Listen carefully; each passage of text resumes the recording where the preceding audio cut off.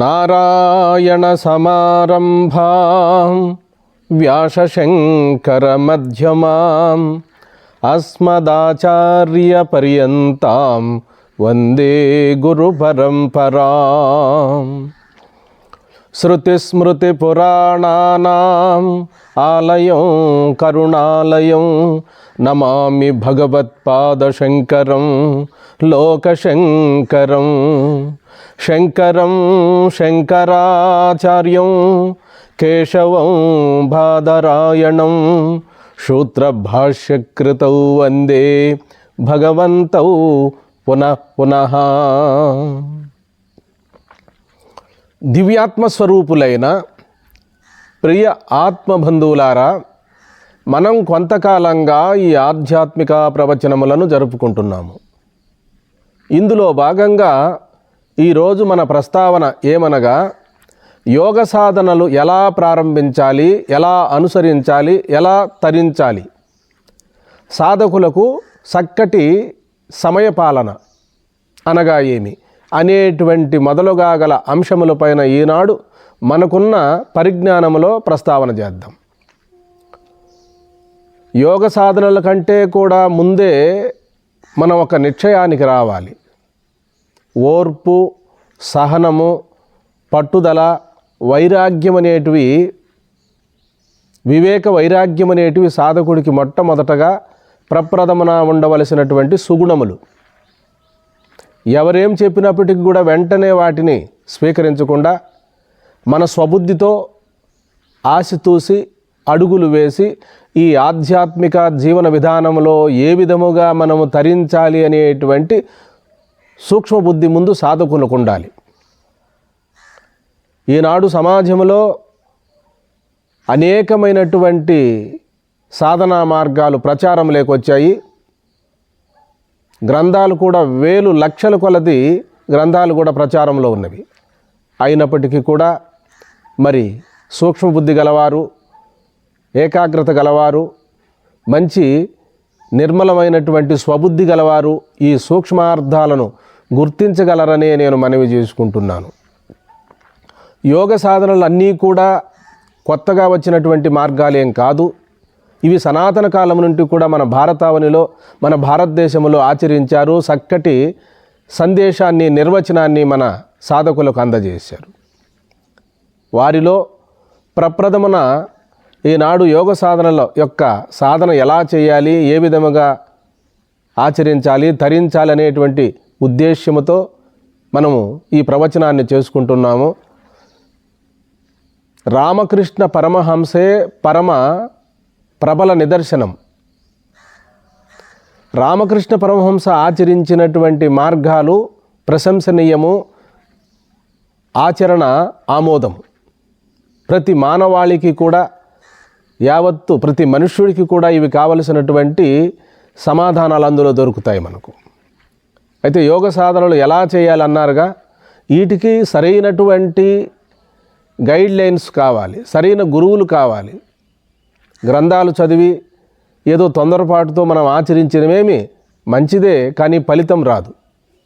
కాబట్టి యోగ సాధన అనగా ప్రతిరోజు అభ్యాసం చేయడం వల్ల యోగా అభ్యాసం అనే నామకరణం చేశారు మన పూర్వీకులైనటువంటి మహాత్ములు. ఈ అభ్యాసాన్నే అభ్యాస యోగం అని కూడా అన్నారు. మంత్రయోగము, లయయోగము, హఠయోగము, రాజయోగము, ఈ 4 యోగములు మిళితమై కలిసి ఉన్నదే ఈనాడు క్రియాయోగము. మహావతార బాబాజీ లాహిరి మహాశైలు యుక్తేశ్వరగిరికి, యుక్తేశ్వరగిరి పరమహంస యోగానంద స్వామీజీకి ప్రబోధించారు. దేశ విదేశాలలో కూడా ఈ క్రియాయోగం అనేటువంటిది ఎంతో మన్ననలను పొందినది, ఎంతో ఆదరపూర్వకముగా ఆచరిస్తున్నారు. ఈ క్రియాయోగం అనేటువంటిది అంతర్ముఖ ప్రాణాయామం. ఇది ప్రాణానికి ఏ విధమైనటువంటి అలసట కానీ, అపాయకరమైనటువంటిది కానీ, కఠినమైన నియమాలు కానీ ఏ విధమైనటువంటివి ఈ క్రియాయోగములో ఉండవు. క్రియాయోగము సశాస్త్రీయమైనటువంటి పద్ధతి. శ్వాసను సుషుమ్నాలో పైకి నడిపించేటువంటి ఒక క్రమం ఉన్నది ఇందులో. మూలాధారము, స్వాదిష్టానము, మణిపూర్వకము, అనాహతము, విశుద్ధము, ఆగ్నేయము, సహస్రారము.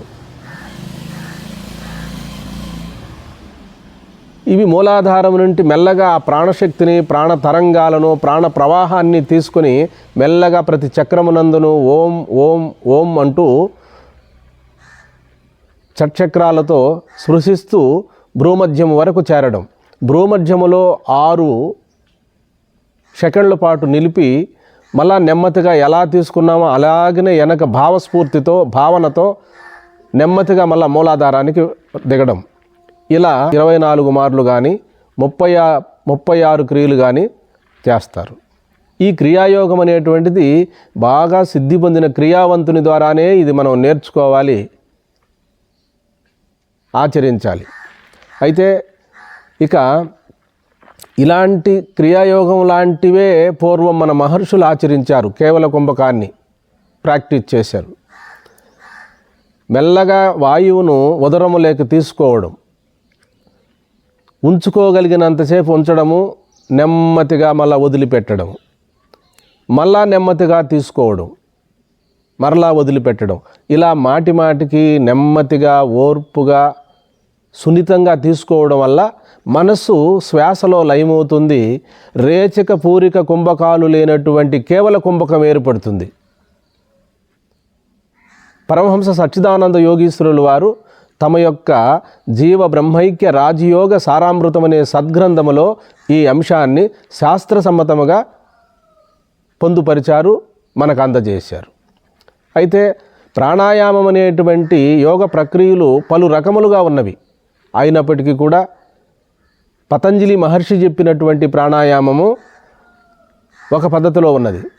పరమహంస సచ్చిదానంద యోగీశ్వరులు వారు చెప్పినటువంటి ప్రాణాయామము సర్వశాస్త్ర సమన్వితముగా మరి పతంజలి మహర్షిని అనుసరించే చెప్పారు. ఎవరు ఎన్ని శాస్త్రములు, యోగ శాస్త్రములు చెప్పినప్పటికీ పితామహుడు పతంజలి మహర్షి యోగమునకు పిత వంటివాడు. సశాస్త్రీయమైనటువంటి పద్ధతి మనకు పతంజలి యోగ సూత్రములలో ఉంటుంది. కాబట్టి యోగ సాధన చేయడానికి అనువైనటువంటి ప్రదేశం, చన్నటి ద్వారం ఉండాలి, మంచి ఒక గది ఉండాలి. ఆ గదిలో చిన్నపిల్లలు కానీ ఇంకెవరు అడుగు లోపలికి పోకుండా మంచి సుగంధ ద్రవ్యాలతో, ఫలపుష్పాదులతో తన ఇష్టదేవతకు కానీ గురువునకు కానీ ప్రార్థన చేసుకొని ధ్యానము చేసినప్పుడు ప్రశాంతముగా మనం గదిలో కూర్చున్న వెంటనే మనసు తనంతట తాను లయం కావాలి, ప్రశాంతతను పొందాలి. నల్లులు, దోమలు, చికాకును పుట్టించేటువంటి గది సాధకుడికి యోగ్యం కాదు. శుభ్రంగా ఉండాలి, ప్రతిరోజు కూడా నీటుగా తుడుచుకోవాలి. బూజులు, ఏ విధమైనటువంటి దుమ్ము ఇలాంటివన్నీ ఉండకుండా పరిశుభ్రముగా ఉండాలి. అప్పుడు దర్భాసనము, అందుపైన తెల్లటి వస్త్రము, సుఖాసనం మీద కూర్చోవడం కానీ, పద్మాసనం మీద కానీ, లేదా వీరాసనం కానీ, తనకు ఏ ఆసనము అనుకూలంగా ఉంటుందో ఎక్కువ కాలము, ఎక్కువ టైం కూర్చుండేటువంటి స్థిర సుఖాసనం ఉత్తమం అన్నారు పతంజలి మహర్షి. అలా కూర్చొని దినదిన క్రమేపీ మనం ఏ సాధన అనుకుంటున్నామో, గురువుల ద్వారా ఏ ప్రాణాయామాన్ని నేర్చుకున్నామో ఆ పద్ధతిలో మనం ఆచరించడము, తొందరపాటు లేకుండా నెమ్మదిగా ఆచరించడం. ఏదైనా ఒక సాధన మనము ప్రారంభించి దాన్ని క్రమంగా చేసినట్లయితే తప్పక అందులో ఫలితం మనకు వస్తుంది. ఇది మనం అనుకోవడం కాదు, మన పూర్వీకులైనటువంటి మహర్షులు ఆచరించారు, అనుసరించారు, తరించారు. ఇక క్రియాయోగం అనేటువంటిది అంతర్ముఖ ప్రాణాయామం.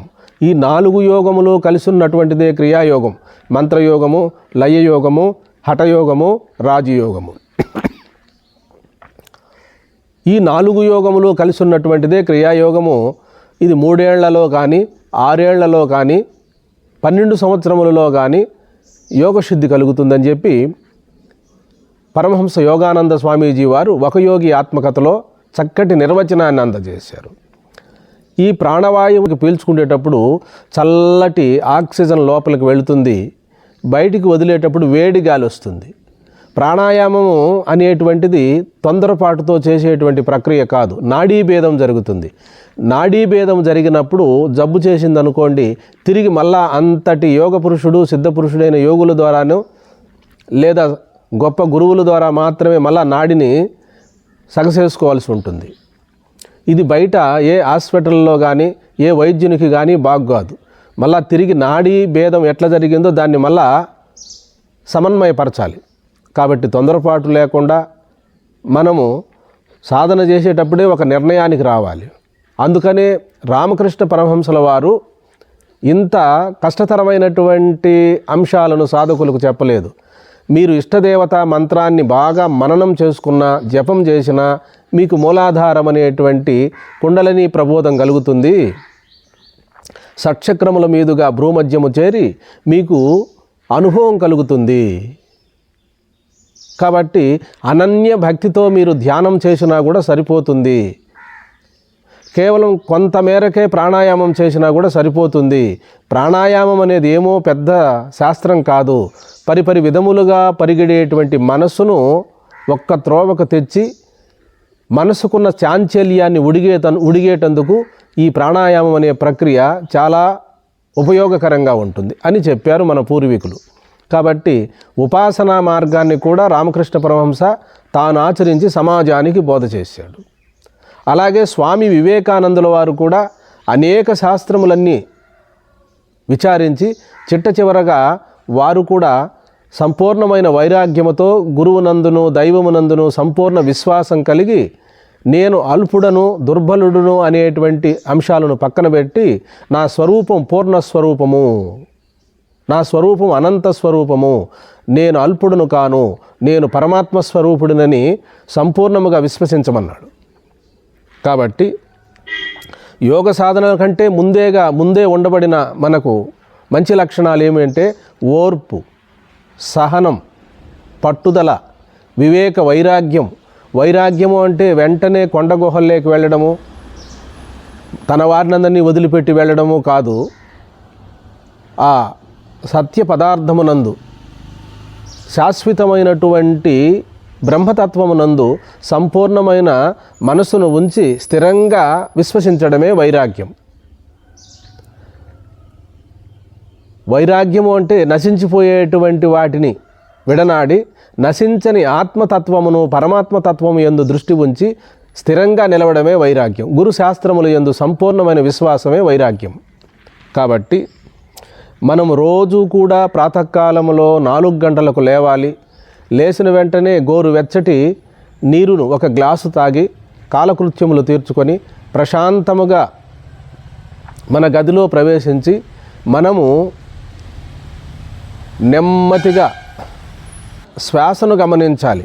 శ్వాసను నిగా వేసి చూడాలి. కుడి ముక్కులో 15 నిమిషాలు, ఎడమ ముక్కులో 15 నిమిషాలు, సుషుమ్నాలో 15 నిమిషాలు నడుస్తూ ఉంటుంది. ఇది నియతి, ఈశ్వర నియతి. మన శరీరము 15 నిమిషాలు సూర్యనాడి నడిచి ఉష్ణాన్ని కలిగిస్తుంది.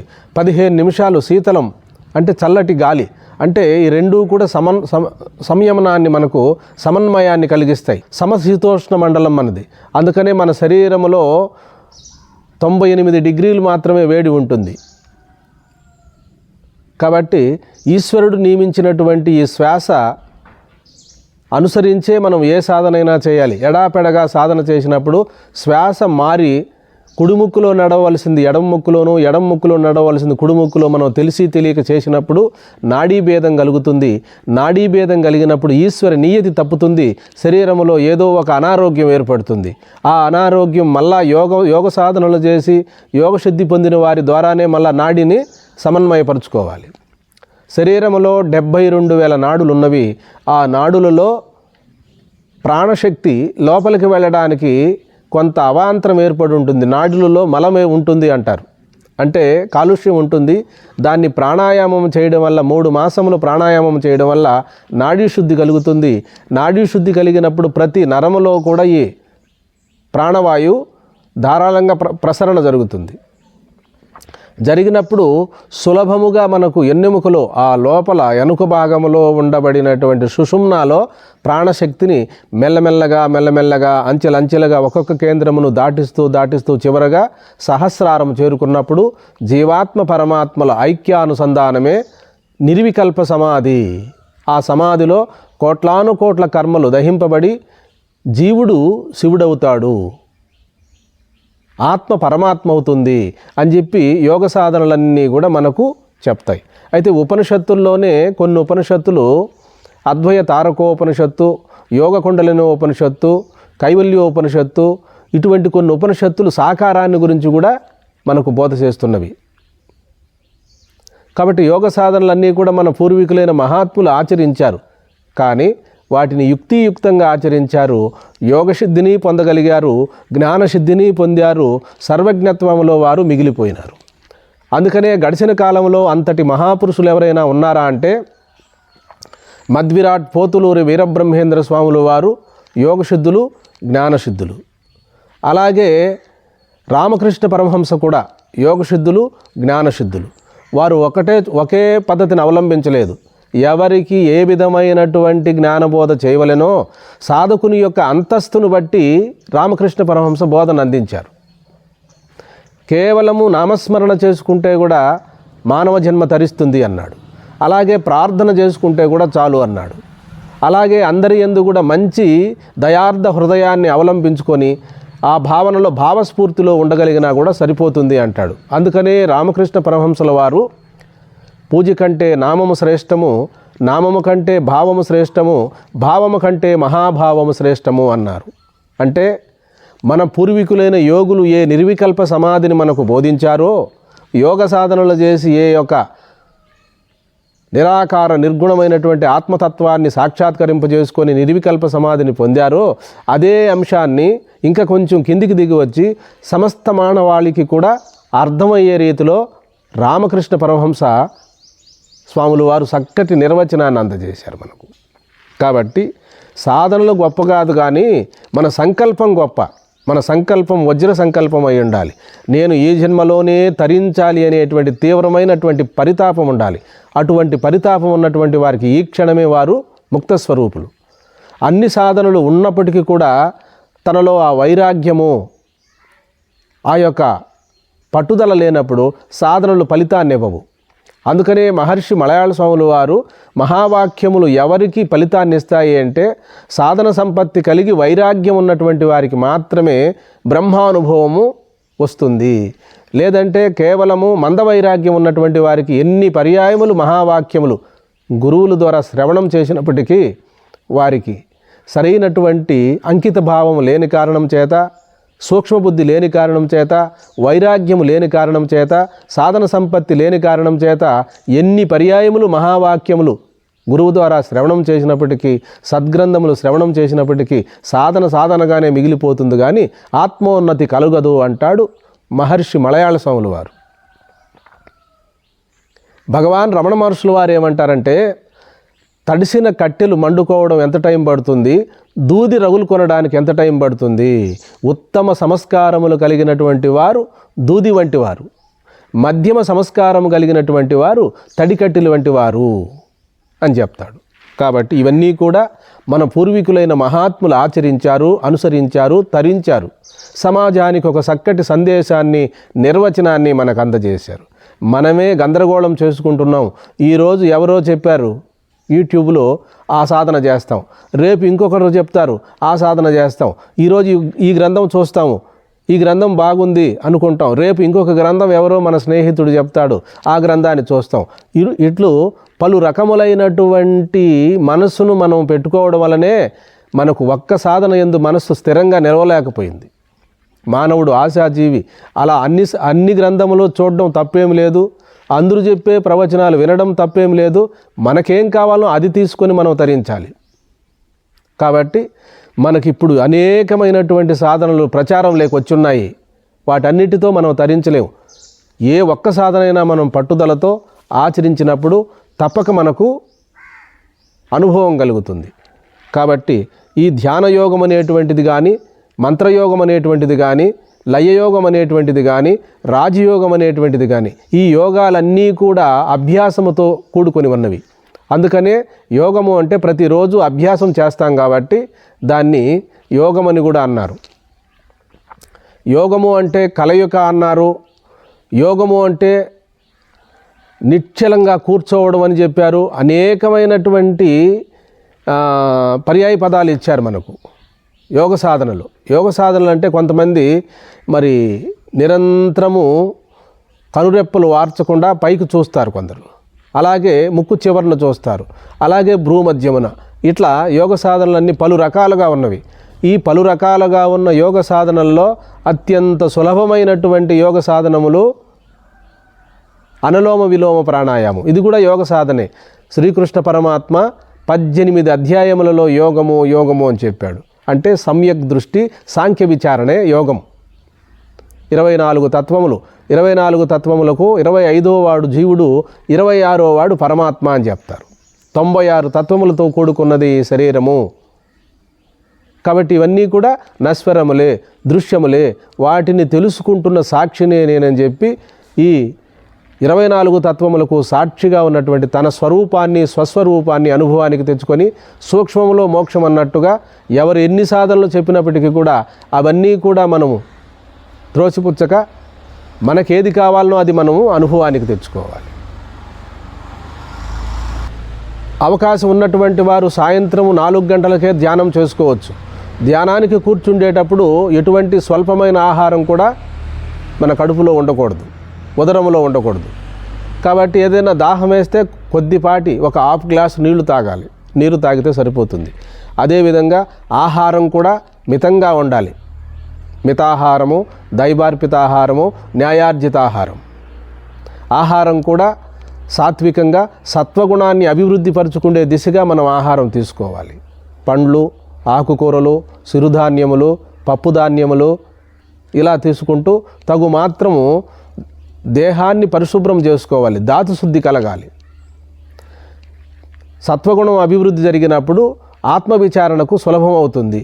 సులభంగా ధ్యానము, యోగము, సమాధి కూడా అనుభవం లేకొచ్చేస్తాయి.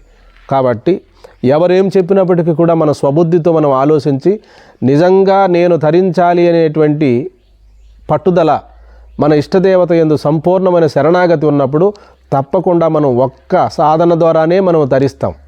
ఇన్ని సాధనలు చేసి సాధనలే పరమార్థం అనుకోకుండా సాధనల ద్వారా తన స్వరూపాన్ని, స్వస్వరూపాన్ని తెలుసుకొని నేను సాధనలకు కూడా అందనటువంటి, ఏ సాధనలు లేనటువంటి ఆత్మస్వరూపమై ఉన్నానని ప్రజ్ఞానం బ్రహ్మ, అహం బ్రహ్మాస్మి, తత్వమసి, అయమాత్మా బ్రహ్మ అనే మహావాక్యములు చెప్పిన ప్రకారము సమస్త జీవులు కూడా పరమాత్మ స్వరూపమే.